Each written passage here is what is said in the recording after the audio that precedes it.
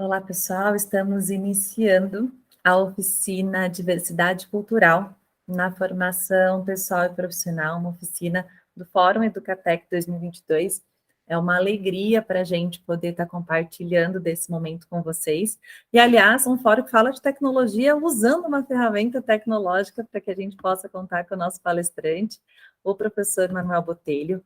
Eu sou muito suspeita para fazer essa apresentação e dar esse suporte enquanto núcleo de carreira, porque o núcleo de carreira surgiu de um projeto embrionário no qual nós estivemos juntos, né, professor, lá na FAPES. Sim. E quem diria que estaríamos aqui agora vivenciando esse momento, né?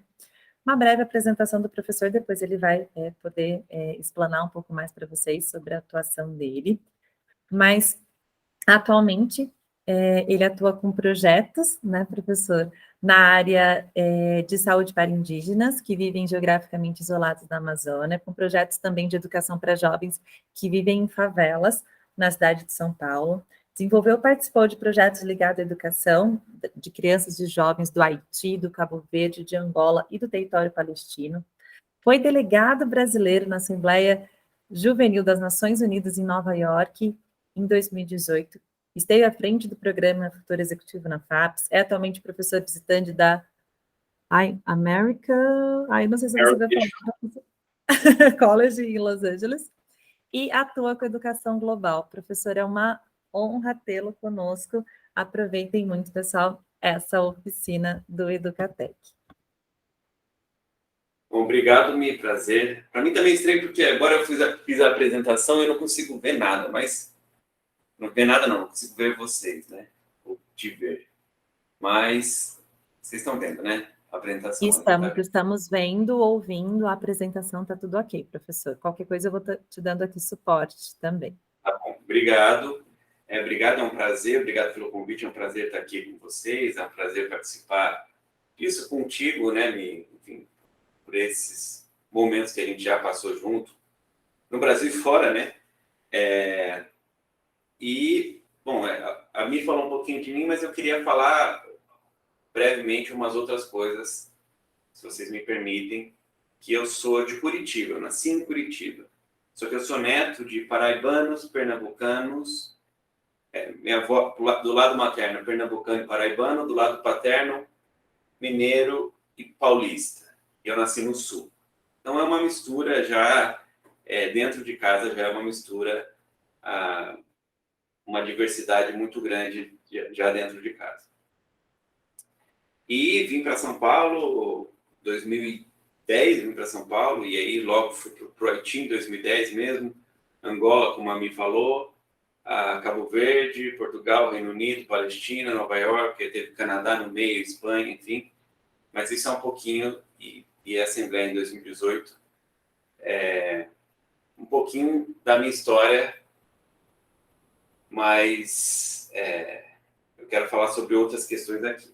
E nessa questão da minha história e procurando outras, né, nessa andança pelo Brasil, né, eu tenho algumas perguntas, eu queria que a gente começasse com algumas perguntas para a gente pensar sobre a realidade do Brasil, assuntos muito sérios.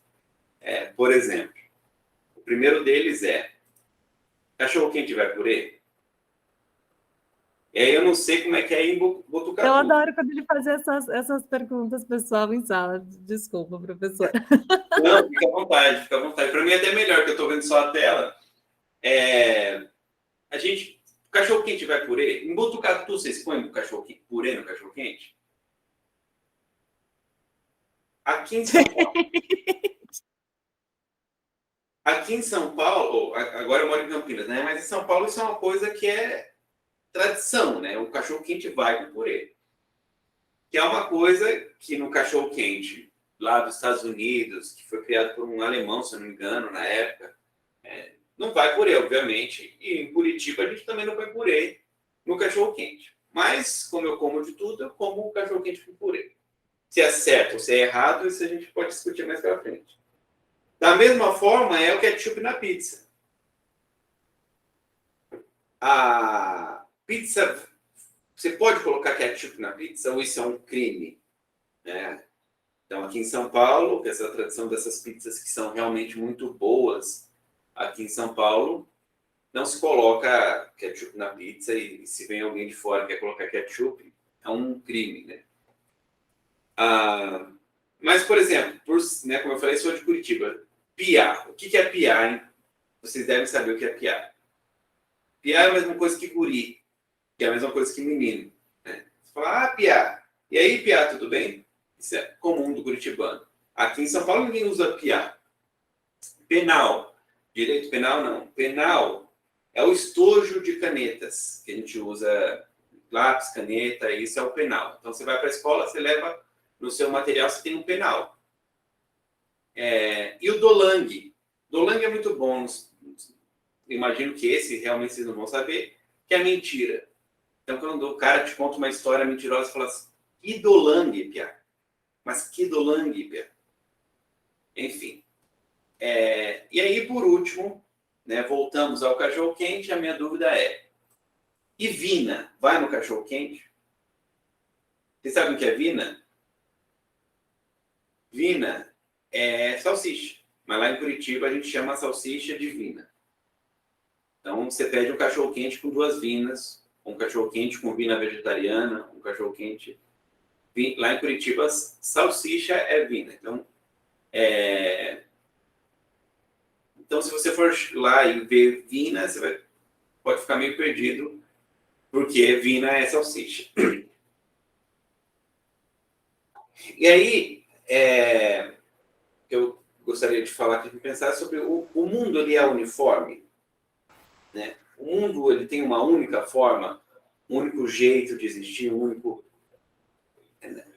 o cachorro-quente tem só uma forma, é aquela forma que ele tinha com aquele, salvo engano, alemão que criou o cachorro-quente nos Estados Unidos, e é aquela mesma forma que existe do cachorro-quente? Não. Assim como a pizza chinesa ou italiana, ou aquela que a gente faz aqui, que é realmente muito mais elaborada, será que é o mesmo modo, né? A mesma pizza? Não. Tudo que tem dentro do mundo é igual? É uniforme? Não é. Ou o mundo ele é diverso. E aí é que é o meu ponto. Se você pensar bem, desde as pessoas, as características, o jeito de pensar, o jeito de agir, a diversidade ela é uma conjunção do mundo. O mundo só é mundo da forma que ele é porque ele é diverso. Um café da manhã em Curitiba, por exemplo, na minha terra natal, é diferente do café da manhã em Campina Grande, que é a terra da minha avó materna. Minha avó é de Campina Grande, Paraíba. E o jeito de fazer negócios em Curitiba é igual ao jeito de fazer negócios em Campina Grande? Muito possivelmente não. Então, você tem diferentes formas de agir, de pensar, de negociar, de fazer café e de viver. E o jeito de fazer negócios em Guiné-Conakry? E aí, Aonde fica isso, professor? É isso que eu vou falar. Estão vendo esse mapa aqui? Guiné-Conakry, ou Guiné, né? Fica aqui no extremo oeste do continente africano. Isso fica Guiné, aqui está o Brasil, aqui é África do Sul, Angola, Senegal, aqui Europa, dá para ver, né? Aqui é Guiné-Conakry. E aí eu quero contar uma história para vocês. Eu passei por lá, estive em Angola, os países africanos, e Guiné-Conakry eles falam sussu. Não sei se sussu, eu não sei nada de sussu, só sei Tanamu, Tanayamu, que é oi, tudo bem?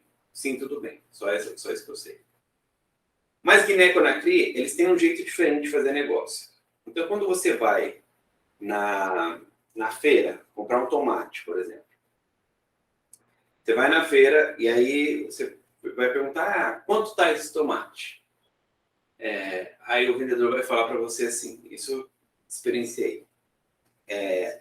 Vamos supor, esse tomate está R$2.000. Aí eles têm uma expressão que eu não consigo imitar, que é R$2.000? Olha, isso é um absurdo. E qual que é a sua reação? Você chama alguém, qualquer pessoa aleatória que está passando lá, fala assim, vem aqui, deixa eu te contar um negócio. Ele quer que eu pague R$2.000 no tomate dele.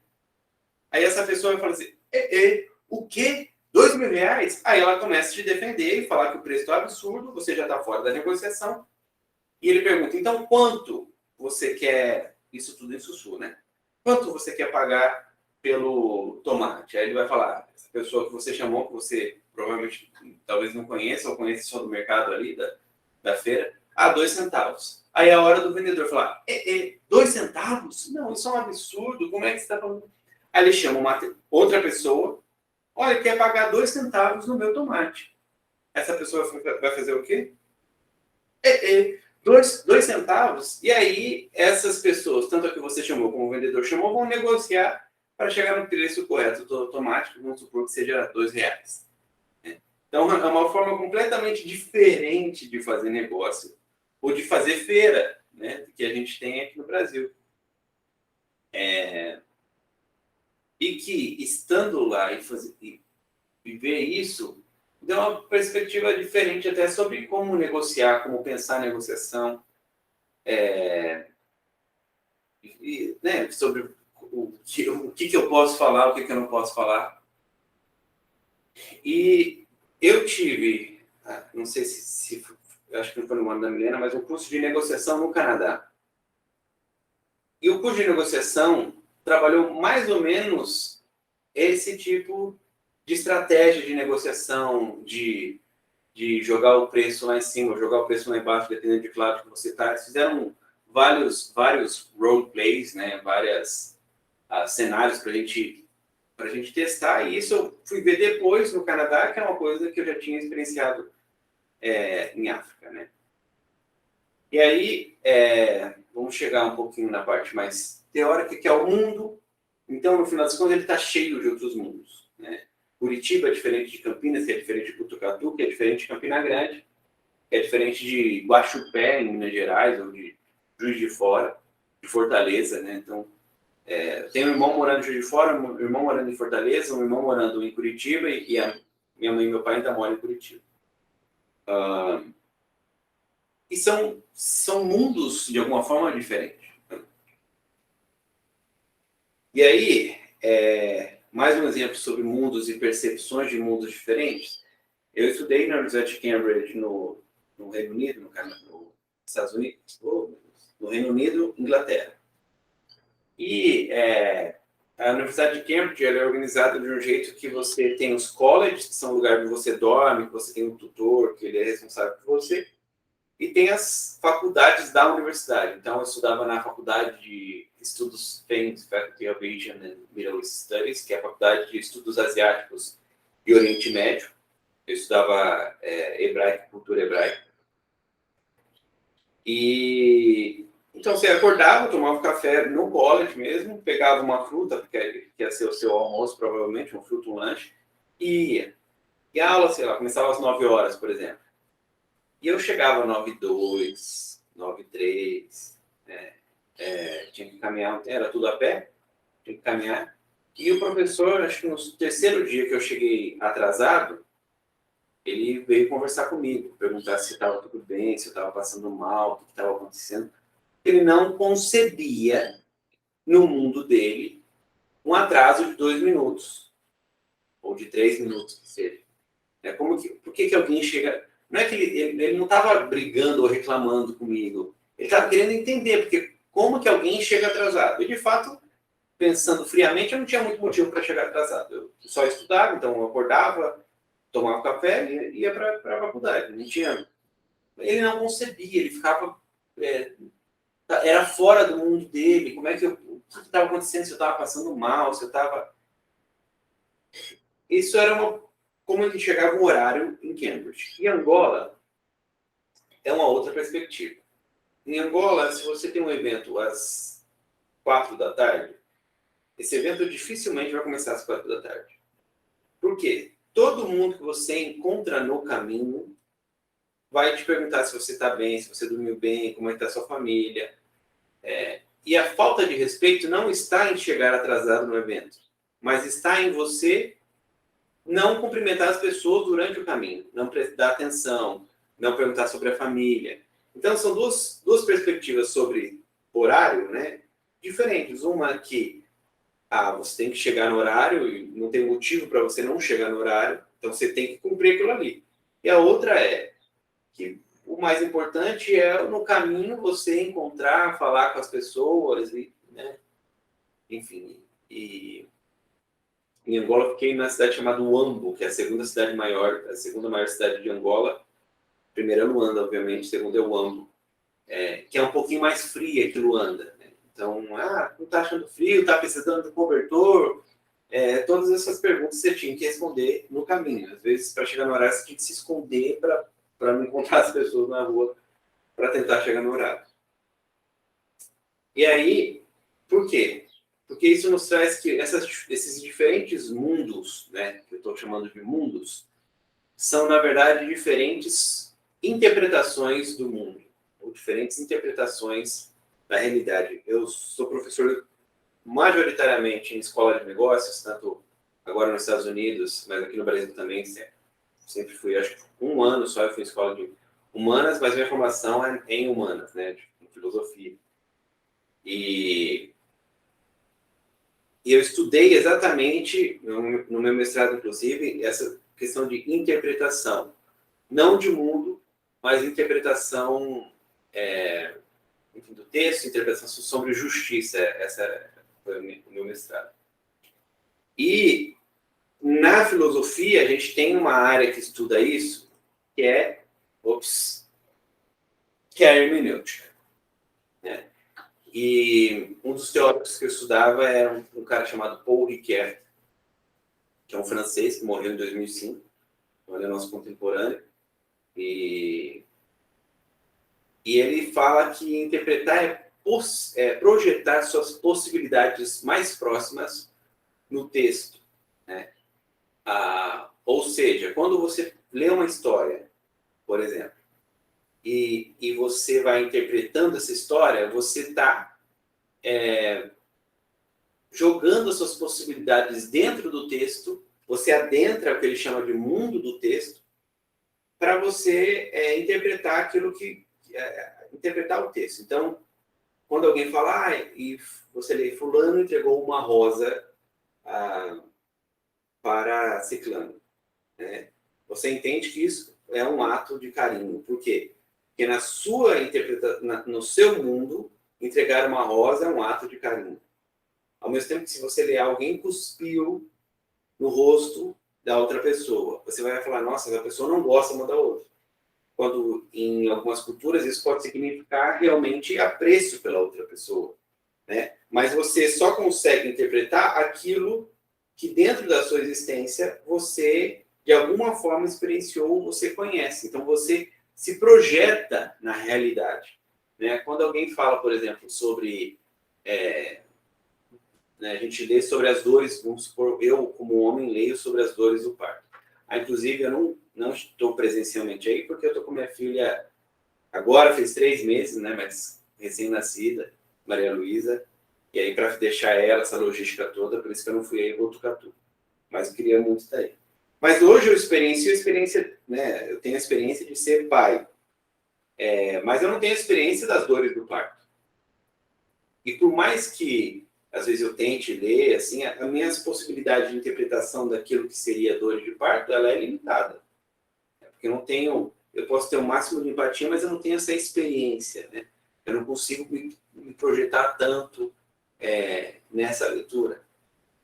Então, não só de texto, né? O Corriquer vai falar normalmente de texto, mas de contexto, de realidade, de histórias. Então, percebe que quando você, por exemplo, lê um livro, se você lê um livro e esse livro tem um filme, se você lê o livro antes do filme, você vai imaginar os personagens de um jeito, você vai imaginar até a voz dos personagens de um jeito, o local, né, de um jeito.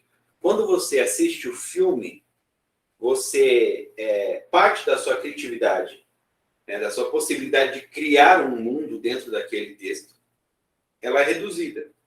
Porque o Harry Potter, por exemplo, ele já tem uma face, que eu não lembro o nome do ator, mas a Hermione Granger também, o Ronald Weasley também. Então, ele já tem uma face no filme. Se você não tivesse assistido o filme, você imaginaria os de alguma forma, né? Então, o seu mundo, ou o seu mundo determina a sua interpretação da realidade, né? Ou seja, você interpreta o mundo a partir de si. E por isso que a diversidade, ela é tão, a gente vai ver isso, tão importante no processo pessoal e profissional também. Por quê? Você saber, por exemplo, que você pode colocar purê, né, o exemplo do purê, no cachorro-quente, te abre uma possibilidade de um mundo que você talvez, né, como Curitiba, não tinha pensado nisso. A gente está falando aqui de uma comida, mas isso serve para processos da vida, né? A gente é muito bom em gambiarra, porque a gente pensa em outras possibilidades. Você vai para fora do país, principalmente no norte, o sul não, o sul do mundo é legal, assim, mas no norte o pessoal, poxa vida, isso aqui quebrou, será que não dá para colocar uma fita? Esse tipo de ideia que a gente tem, né, que tem muito ligado à nossa cultura e até uma certa escassez que a gente tenha, permite que a gente crie outras possibilidades, né? A gambiarra, ela é, de certa maneira, um exercício de criatividade. Então, fazer uma gambiarra é um exercício de criatividade. Mas quanto mais você consegue pensar em diferentes mundos, você consegue criar mais possibilidades, ter mais criatividade e né, fazer mais gambiarra nesse sentido. Tudo bem até aqui? Vocês estão me ouvindo bem, né? Eu não vejo nada. E aí, pensando... Eu vou sair aqui para ver se tudo... tudo bem, né? E aí, pensando sobre mundos, existência, texto, né, a gente pode pensar sobre idiomas, né? Eu gosto muito de idiomas. Eu falo pouco, né? Eu falo português, mas eu gosto muito de idiomas. Então, eu arranho um espanhol, um inglês, enfim. Mas estudei hebraico, árabe, francês, né? Sei algumas coisinhas de tucano, que é linguagem indígena. Dos tucanos, né? Eles têm diversos idiomas, porque são diversas etnias e comunidades. Mas, enfim, né? Os idiomas te projetam também dentro de um outro mundo, né? Então, a gente fala, o inglês é essencial no mercado de trabalho hoje. Mas eu diria mais, o inglês ele não é só para você se comunicar, você desenvolve habilidades falando outras línguas que você só faz porque você fala outro idioma. Então, por exemplo, né, as diferenças que a gente tem entre idiomas.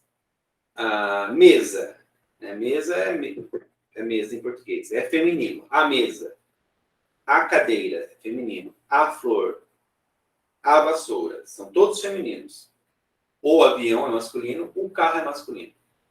Agora, a gente pensa em gênero de coisa. Então, a gente quer ler o livro. A gente precisa do gênero, né? O livro é masculino, o avião é masculino, a flor é feminina. Em inglês, você não tem isso. Por exemplo, em inglês é neutro. The table, chair, flower, room, airplane, car, são todos, você não tem gênero. Uma coisa interessante também é que em espanhol, algumas coisas que são no gênero masculino português, em espanhol são feminino. Por exemplo, sal. O sal é em português, la sal. Em espanhol é feminino. Então, dependendo da língua que você está, e tem outras línguas por exemplo, grego, que tem declinação de verbo, o alemão, que eu não falo, não conheço, que tem até pronomes neutros, né? Mas vê que a linguagem, ou o idioma, ele carrega em si uma perspectiva de mundo, né? Então, por exemplo, saudação em outras línguas. Eu tenho algumas, então, se eu chegar para vocês provavelmente falar good afternoon, vocês vão saber que eu estou falando boa tarde. Buenas tardes, vale? Que nosotros vamos a empezar ahora a hablar con toda a gente. Ou se eu chego e falo Assalamu alaikum. كيف حالك انتو كويس؟ تمام. Eu não sei se alguém na sala fala árabe, eu estou arriscando meu árabe aqui, mas o salam aleikum, né? O assalamu alaikum é uma saudação em árabe. E quer dizer o quê? Ela quer dizer paz seja contigo. Percebe que saudar uma pessoa com paz seja contigo traz uma outra perspectiva de mundo, não é? Eu não estou falando, opa, beleza? Bom, né? Você está falando, você está desejando paz seja contigo. Assim como quando a pessoa pergunta normalmente em árabe, como você está? Está tudo bem? A resposta é Alhamdulillah, que é graças a Deus. Quase que tudo tem graças a Deus. Ele carrega uma perspectiva de mundo já na linguagem, já no jeito que você saúda as pessoas. Então, aprender outros idiomas te abre uma perspectiva de outras realidades. E aí, forma de verbo, estruturação de verbo, o inglês tem o present perfect, né? Que são aquele I have been. Enfim, são estruturas que a gente não tem em português. Assim como no português a gente tem diferentes passados, pretéritos, não sei o quê. E aí, dentro do próprio país, por exemplo, a gente fala todo mundo vai viajar. Quer dizer que todas as pessoas. Em Portugal, eles falam toda a gente, pois toda a gente está. Toda a gente. Que faz até mais sentido do que todo mundo, se você pensar. Pensar em toda a gente, né? E no Haiti, eles falam o crioulo haitiano e o francês, né? Mas a língua oficial é o crioulo. Em crioulo é tudo bagai, e o bagai é pessoa, mas pode ser gente, pode ser coisa. Então, percebe que uma perspectiva sobre o mundo, ela está ligada ao idioma. Então, a linguagem que você utiliza para você criar a sua narrativa está ligada aí. E aí, por exemplo, saudade em outra língua, né? Você não tem saudade em inglês, né? Mas você tem falta, você sente falta. Sentir falta é a mesma coisa que sentir saudade. Minha pergunta é, será que sentir falta é a mesma coisa que sentir saudade? E eu tendo a dizer que não, porque justamente a partir daquilo que o meu referencial é que saudade está carregada de uma perspectiva de mundo. Então, assim, você não tem saudade somente, você morre de saudade. Você está morrendo de saudade de você. Ao mesmo tempo que você mata a saudade. Eu preciso matar essa saudade. Ou senão ela me mata. Existe uma... E essa frase não faz sentido em inglês, por exemplo. Né? Meus amigos da Palestina, que falam em inglês, às vezes eles falam truly missed, vocês são realmente sentindo sua falta, né? Mas, cara, eu preciso matar essa saudade, senão eu vou morrer, né? Estou morrendo de saudade de você. Isso tem uma perspectiva de mundo ligada ao idioma, à linguagem que você utiliza para descrever a realidade. Então, o idioma é uma dessas possibilidades que formam essas estruturas de pensamento, ou seja, através da linguagem do idioma, você cria estruturas de pensamento. O que me faz abrir um parênteses aqui sobre, inclusive, termos que a gente sabia, que a gente usava, ou que se usa, ou que se usava, que tem origem racista ou até mesmo machista, né? Isso é coisa de mulherzinha, isso é coisa de menininha, né? Ou até um vereador de São Paulo falou, isso é coisa de preto, né? Isso tem a ver com uma estrutura social de pensamento que a gente vive, que ela é notoriamente, né, no Ocidente, tem carregado de machismo e de racismo e de outras estruturas, que às vezes estão ligadas à linguagem e a gente nem percebe. Então, muita coisa que a gente faz em uma língua, a gente não percebe, a gente só percebe, às vezes, quando muda de língua. Inclusive, meus amigos, no período que eu estive na Palestina, então eu tinha amigos latinos, alguns, e com eles eu falava em espanhol, e com os outros eu falava em inglês, e quando necessário eu arriscava muito mal o meu árabe. Mas meus amigos falavam, você falando espanhol é outra pessoa. É mais feliz, é mais contente do que você falando o inglês. Então, até o jeito que você estrutura o seu pensamento, pensa a realidade em outra língua. Por isso que falar outra língua não é traduzir. Porque saudade não tem tradução, por exemplo. E I've been thinking, o present perfect do inglês, não tem tradução. Ou em tucano, Ayon Musan, que é a saudação para todo mundo, você não vai ter essa saudação em português. Você vai falar oi todo mundo, mas não é isso. Então, estrutura de passamento vinculada. Então, a diversidade ela se dá também nas línguas, né? E aquilo que eu falei, existe uma tendência no Ocidente de pensar que existe somente uma forma correta de viver, de pensar, de existir, né? Então, a gente, muito por aquilo que a gente vê nos filmes de Hollywood, né? Mesmo que não seja Hollywood, mas a maioria dos nossos filmes tem um jeito americano de ser, né? A gente pensa muito que esse é o jeito correto, esse é o desenvolvimento, é para isso que a gente vive, é assim que a gente tem que ser. Quando, na verdade, existem outras realidades aqui na América do Sul, na América Latina, na África, que são outras realidades e outro jeito de pensar. E que, mesmo a gente indo para o norte ou indo para outros lugares, que a gente ia vivenciar essa realidade. E aí, quando você consegue vivenciar e conhecer essa diversidade, quanto mais você conseguir fazer isso, mais você consegue ter diferentes interpretações de mundo. Então, por exemplo, você tem religiões de matriz africana que você tem diferentes entidades e orixás. E alguém que é cristão vai falar isso não existe, porque existe somente um Deus.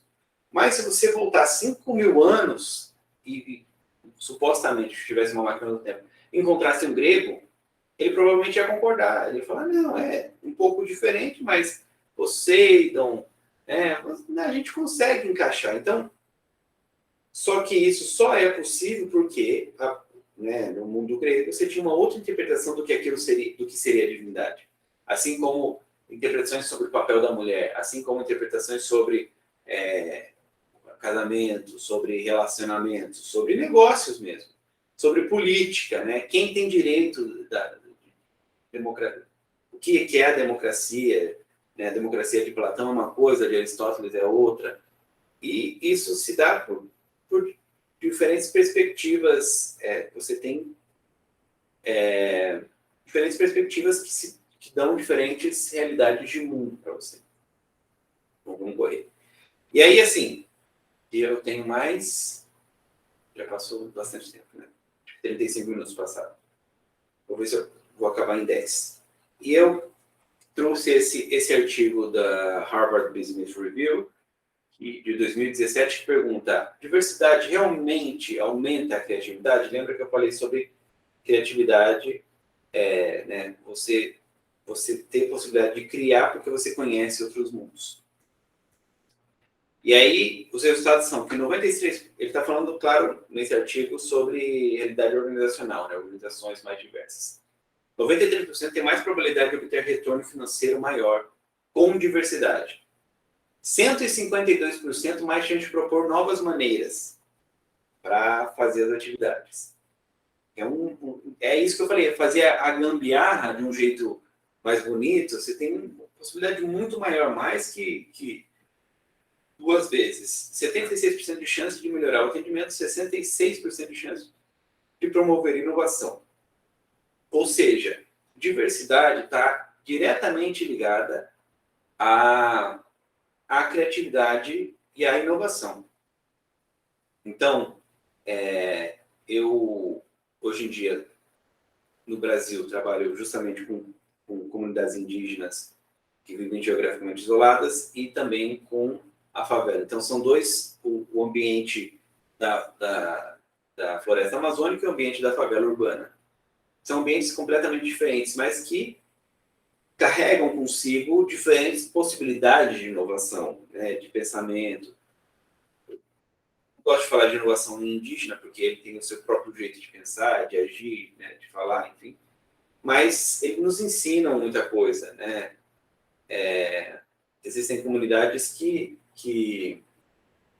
quando juntam todas as famílias e as famílias não trazem a comida para a festividade, aquela família que trouxe menos comida é que eles vão comer primeiro. Então, todo mundo vai acabar com a comida daquela família que trouxe menos comida. Fala, nossa, que absurdo isso, né? Como assim? Todo mundo trouxe comida, todo mundo tem um monte de comida, aquela família que tem pouca comida é a que acaba primeiro, porque todo mundo vai comer deles. Justamente porque, para que essa família se sinta com liberdade de pegar comida das outras famílias, já que a deles foram acabadas pelos outros, eles se sentem à vontade. É um outro jeito de estruturar a sociedade, é um outro jeito de organização social, né? E outro jeito de pensar a comunidade mesmo, né? Em vez de falar assim, ah, não, vamos deixar eles, já que eles têm pouco, não vamos pegar deles. Pelo contrário, vamos pegar deles, porque assim eles vão se sentir à vontade para pegar a nossa comida. Então percebe que é um outro jeito de pensar a realidade. E aí, esse texto, você tem uma pesquisa feita pela McKinsey, falando sobre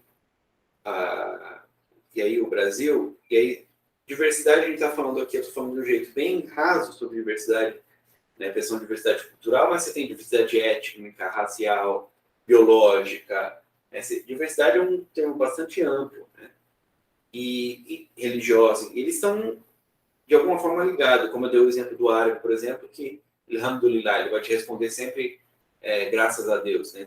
Tem uma ligação religião, cultura, próprio no Brasil, né? A moeda está escrito Deus seja louvado, se não me engano, né? Então, ou símbolos religiosos dentro, né?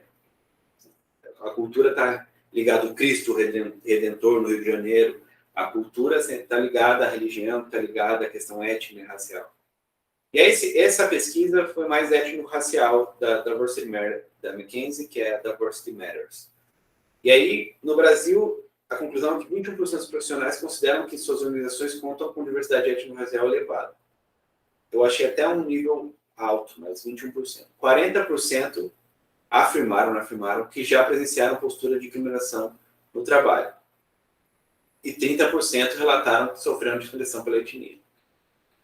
Então, apesar de a gente ter visto aqui que a diversidade ela traz resultados até, né? Então, a gente tem a questão pessoal, mas tem a questão profissional, ela traz resultados, a gente ainda tem muita restrição no mercado, está mudando aos poucos, sobre como a gente vai resolver,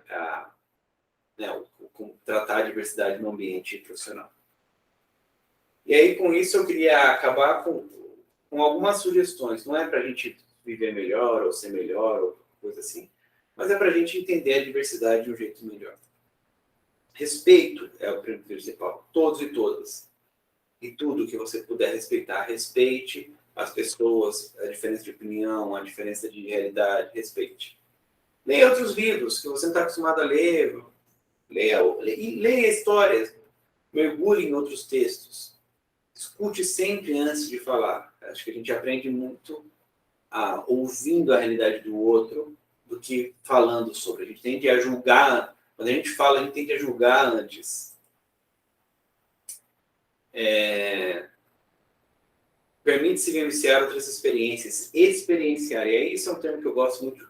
Experienciar, porque no caso de viajar, por exemplo, você pode viajar muito e não experienciar nada. Você pode ir para os Estados Unidos para Miami fazer compras, por exemplo. Ou ir para a França tirar foto na Torre Eiffel. Mas, e mesmo assim, não tem uma experiência diferente, não perceber outras possibilidades do mundo. Você vai, compra e volta. Você vai tirar foto, posta no Instagram e volta. Experienciar vai além, vai justamente na questão de experimentar novas coisas, novas comidas, novas roupas, novos jeitos de pensar. Tentar entender antes de julgar. Né? Aconteceu comigo, né, de chegar numa casa, por exemplo, casas não monogâmicas, né? É outra realidade, né? Outras possibilidades de mundo. Não são certas nem erradas, mas são outras possibilidades. Tem que experimentar novas comidas, experimentar novos jeitos novos trajetos para o trabalho, você vai ver outras coisas, você vai tentar entrar em outras narrativas. E viaje. Dentro do Brasil, fora do Brasil, viaje, saia, vai conhecer outras coisas. São sugestões, estou falando, não são 5 passos para você, eu não acredito em fórmulas mágicas, né? 3 passos para você conseguir alcançar aquilo. Não, são sugestões, vocês podem dar outras sugestões, podem pensar, considerando que o mundo não é só seu, né? Você precisa expandir sua visão de mundo para conseguir enxergar como uma pessoa mais aberta, ser um profissional mais criativo, ser uma pessoa que pensa em outras realidades, ser uma pessoa mais crítica. Quando você conhece outras realidades, você se torna uma pessoa mais crítica. Enfim. Então, a realidade que eu vejo na Amazônia, que eu vejo nas favelas, que eu vejo nos Estados Unidos, por exemplo, são realidades bastante distintas, né? E experience é uma palavra em crioulo haitiano, que significa experiência. Para você se transformar, transformação não se copia, se vive, se experiencia. Aí são as minhas redes sociais. São minhas redes sociais. E aí, se vocês quiserem fazer perguntas, eu estou aberto a ouvir, conversar, dialogar. Acho que sobraram 15 minutos, né? É isso, gente. Professor, desde já eu quero te agradecer por essa disponibilidade. A gente estava aqui conversando e teve uma sugestão de que fosse compartilhado um Google Forms com os questionamentos, para que tanto você quanto os palestrantes das outras oficinas pudessem interagir, né? A gente tem aqui os palestrantes presenciais e os palestrantes online, e desde já eu só quero fazer o questionamento da vereadora Cláudia Gabriel. Ela está aqui e ela é secretária de Educação de Botucatu, então a dela eu vou fazer aqui, ao vivo, gravando, e as demais a gente vai compartilhar o Google Forms para você depois responder, tá, professora, os questionamentos que surgiram. Bom, a nossa querida vereadora, ela teve um questionamento, né? Como que a gente pode levar essa experiência internacional para a realidade da escola pública no interior do estado, né? Porque a gente estava aqui conversando no almoço, professor, e daí até vou tomar liberdade, né, vereadora, de fazer esse comentário, que, assim, quando a gente está na capital, parece que as pessoas têm uma visão dessa globalização muito mais próxima do que a nossa realidade aqui interiorana. E daí uma vírgula, né? Além de tudo, num colégio público. Né, ela que esteve aqui frente à Secretaria, né, Municipal de Educação por tanto tempo, a Cris Amorim também, que secretária, esteve aqui conosco pela manhã. Queria que você trouxesse o seu olhar disso, tá? Tá bom. Bom, eu não conheço a realidade de Botucatu, né? Eu fui professor 6 meses aqui do estado, agora estou morando em Campinas, mas foi em São Paulo, né? E é claro que a gente tem diversas questões a serem tratadas dentro da escola, né? Dentro das escolas públicas, né? Mas possibilidades são abrir, né? Eu acho que a nova a BNCC também traz um pouco dessas possibilidades que a gente pode ter, mas abrir para trabalhar habilidades e competências de uma forma que a gente consiga trazer outras possibilidades de mundo, outras realidades dentro da sala de aula. E eu acho que os livros, as histórias são muito boas, né? Livro que conta outras histórias, outras possibilidades de trabalhar criatividade, mostrar para eles existência, outras possibilidades, né? Como que é feito o ovo em outro lugar, por exemplo, né? Então, isso são possibilidades. E aí, para levar, por exemplo, os alunos para fora, eu acho que também seria uma possibilidade, né? Existem algumas agências de fomento, algumas outras possibilidades. Eu participei um tempo em São Paulo, na Sou Bilingue, que leva estudantes de baixa renda para fazer um curso no exterior. Isso foi possível e a gente eles não pagavam nada e a gente conseguia.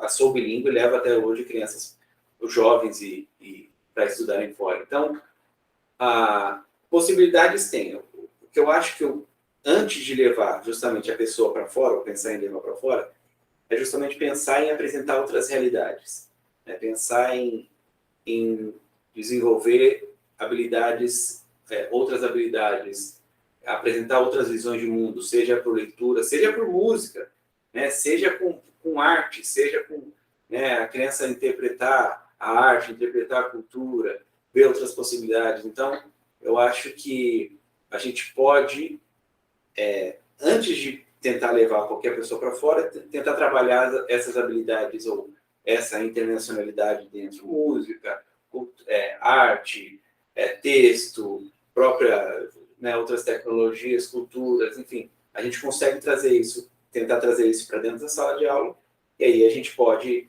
internacionalizar. Eu acho que é possível, né, na escola pública. Da minha experiência, a mim sabe um pouco, a gente já fez isso, né, com jovens de baixa renda, na própria FAPES, eu fiz isso na Sob Língua, então, possível E é. que experiência que foi, né, professor? Que feedbacks maravilhosos, né? Sim, a gente tem, porque ser apresentado para essa outra realidade muda a vida, né? Então, a gente brincava, o jovem que nunca tinha ido para, sei lá, para Santos, na praia, né? Ele conseguia ir para o exterior, né? Essa possibilidade transforma a vida de, pô, peraí, eu não preciso ficar só nisso aqui, eu posso fazer outras coisas. Se eu conseguir ir para fora, eu consigo fazer outras coisas, né? Isso lá na Sob Língua, então você tem levar isso, mas o que eu acho que tem é que, às vezes, como mundos são leitura de mundo, não se percebe nem que é possível no mundo deles. Então, eu cresci, vou dar um exemplo, eu cresci, na parte da minha adolescência, eu morei na periferia de Curitiba. E meus amigos, eu tenho muitos amigos que não. Eu acho que um deles só fez ensino superior. Os outros nenhum fizeram. Porque isso não estava na possibilidade de mundo deles, né? Então, abrir isso como possibilidade de mundo. Então, dos meus amigos da adolescência, nenhum deles foi para o exterior, não é porque eles são, ou foi para o exterior, fizeram faculdade, não é porque eles são folgados ou porque preguiçosos, mas porque isso não constava como possibilidade do mundo deles. Então, abrir isso como possibilidade de mundo é o primeiro passo. Depois a gente tenta. Então, eu acho que esses meus amigos de infância, né, da periferia de Curitiba, da escola pública, nenhum deles fez ensino superior, mas não é porque eles não são melhores, ou que eu sou melhor que eles, mas porque isso não contava com possibilidade de mundo para eles. Então, eu acho que o primeiro passo é abrir isso como possibilidade de mundo e depois a gente tenta realmente levar as pessoas para fora. Mas o primeiro passo é enxergar isso como uma possibilidade de mundo. Não sei se eu respondi, mas eu... Respondeu sim, professor. Mais uma vez, te agradeço pelo seu sim, por estar aqui conosco, por disponibilizar esse momento, né, para troca e para dúvidas. Já recebemos aqui alguns questionamentos que estão indo para o Google Forms para você, e depois a gente vai fazer a leitura de alguns deles no encerramento, junto com a apresentação do Prêmio Transformar Educação. Nós temos 10 trabalhos selecionados, 3 serão aqui ao vivo. Depois a gente também compartilha as gravações para que você possa acompanhar aí, né, de Campinas, né, se eu não me engano é Campinas. Vou encerrar aqui a gravação e agradecer mais uma vez.